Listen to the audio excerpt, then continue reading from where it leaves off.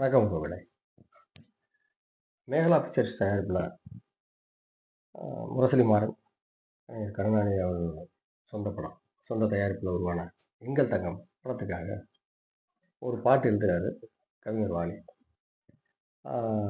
அப்போ வந்து எம்ஜிஆர் குண்டடிப்பட்டு நல்ல குணமாகி படங்களை ஹிட்டாக நடிச்சுக்கிட்டு இருந்த நேரம். அந்த பாட்டை எழுதிட்டு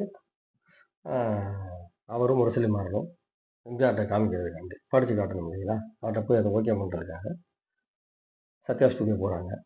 அங்கே நீர் நிற்பும் படத்தோடைய ஷூட்டிங் ஸ்பாட்டில் எம்ஜிஆர் மேக்கப் ரூமில் இருக்கிறார், தயாராகிட்டு இருக்காரு. ஸோ அங்கே போய் பார்க்க போகிறாங்க. இப்போ முரசொலி மாறன் வெளியே இருக்கிறாரு. வாலி மட்டும் உள்ளே போய், அண்ணன் இந்த மாதிரி பாட்டு ரெடி ஆகிடுச்சுங்க அந்த படத்துக்கு, எங்கள் தங்க படத்தில் பாருங்க அப்படின்னு. அதை வாங்கி எம்ஜிஆர் வந்து நீங்களே படிச்சுக்காங்கண்ணே அப்படின்றாரு. வாலி அதை படித்து காமிக்கிறாப்புல. நான் செத்து போலச்ச வண்டா யமனை பார்த்து சிரிச்ச வண்டா அப்படின்ற பாடல், ஒரு அருமையான பாடல்.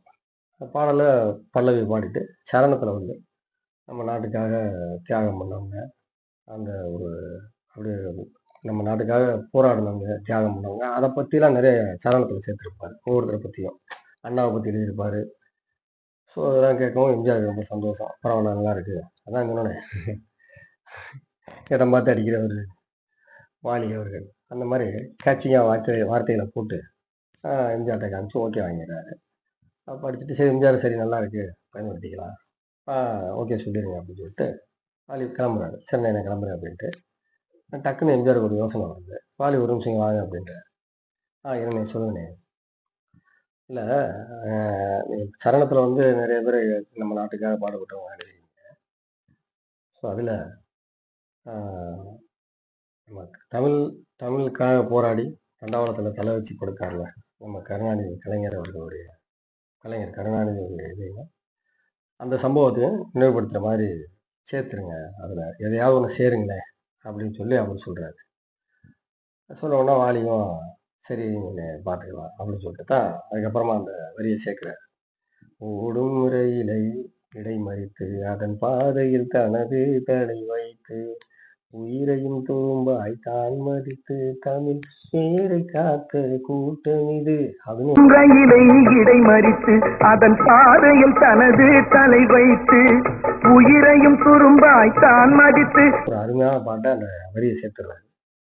படிச்சுட்டு அதை பார்த்தோம்னா எம்ஜிஆருக்கு ரொம்ப சந்தோஷம், நல்லா இருக்கு, பரவாயில்ல, சூப்பர் அப்படின்ட்டு. அடுத்து என்ன பண்ணுறாங்க, அதே படத்தில் இன்னொரு பாட்டு. எம்ஜிஆர் இல்லை, வாலி, கலைஞர் இவங்க எல்லாரும் ஒன்றா உட்காந்துட்டு டிஸ்கஸ் பண்ணிட்டு சும்மா ஜாலியாக பேசிக்கிட்டே அந்த பாட்டு, இன்னொரு பாட்டு, காதல் பாட்டு ஒன்று எழுதுறாரு. இது எல்லாருக்குமே தெரிஞ்ச விஷயம்தான் இருந்தது. அப்போ அந்த முதல் அடியை வாலி எழுதிடுறாரு. நான் அளவோடு ரசிப்பவன் அப்படின்னு சொல்லிட்டு ஹீரோ சொல்கிற மாதிரி அந்த வார்த்தை முதல் வரி வந்துருச்சு. அடுத்த வரிக்காண்டி யோசிச்சுட்டு உட்காந்துருக்கும் போது டக்குன்னு கலைஞர் அவர் பார்க்குறாரு. யதார்த்தமாக பார்த்தவர் எதையும் அளவின்றி கொடுப்பவன் அப்படின்னு சேர்த்துக்குங்க, நல்லா இருக்கும் அப்படின்றாரு. அது கேட்டோன்னு வாலிக்கு ரொம்ப சந்தோஷம். ஆஹா சூப்பர், ஆஹா நான் அளவோடு ரசிப்பவன் எதையும் அளவின்றி கொடுப்பவன் அப்படியே செஞ்சிடலாம் அப்படின்ட்டு. ஏன்னா அவர் இவரை பற்றி புகழ்ந்து பேசுகிறதும் இவர் அவரை புகழ்ந்து எழுதுகிறதும் அப்படி ஒரு நட்போடு இருந்த ஒரு காலகட்டம். வாலி வந்து ரொம்ப இதாக பதிவு பண்ணியிருக்கிறாரு. 1945 அந்த ராஜகுமாரி படம் ஆரம்பிக்கிறதுக்கு முன்னாடி இருந்தே அவங்களுக்குள்ள ஒரு நல்ல ஒரு அண்டர்ஸ்டாண்டிங். ராஜகுமாரி படத்துக்காக அவங்க 2 பேரும் கோயம்புத்தூர்ல ஒரு 6 மாதம் ஜூபிட்டர் பிக்சர்ஸ்ல ஒர்க் பண்ணுறதுக்காண்டி அவங்க 6 மாதம் கோயம்புத்தூர்ல ஒரே ரூமில் தங்கியிருந்தாங்க. ஸோ அப்படி ஒரு நட்பாக இருந்த ஒரு நல்ல நண்பர்கள் ஒரு அரசியல் சூழ்நிலையினால சில காரணங்களால பிரிகிறாங்க.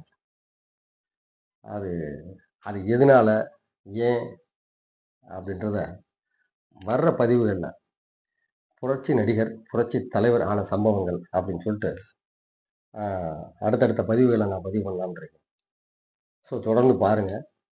அவர் எப்படி நண்பர்களாக இருந்தவங்க எப்படி அதிலேருந்து விலை பிரிஞ்சு வந்தாங்க அப்படின்றத பற்றிலாம் நிறையா நம்ம அடுத்தடுத்து அந்த சம்பவங்களை பார்க்க போகிறோம். அவர் ஏன் மாறினார், எம்ஜிஆர் எப்படி மாறினாங்க, எம்ஜிஆர் எப்படி மாற வச்சாங்க, அந்த கட்சி அவர் தனி கட்சி தொடங்கக்கூடிய தேவைகள் என்ன அப்படின்றத பற்றிலாம் நம்ம நிறைய பகிர்ந்துக்கிற போகிறோம். ஸோ தொடர்ந்து பாருங்கள், ஆதரவு கொடுங்க. நன்றி, வணக்கம் உறவுகளே.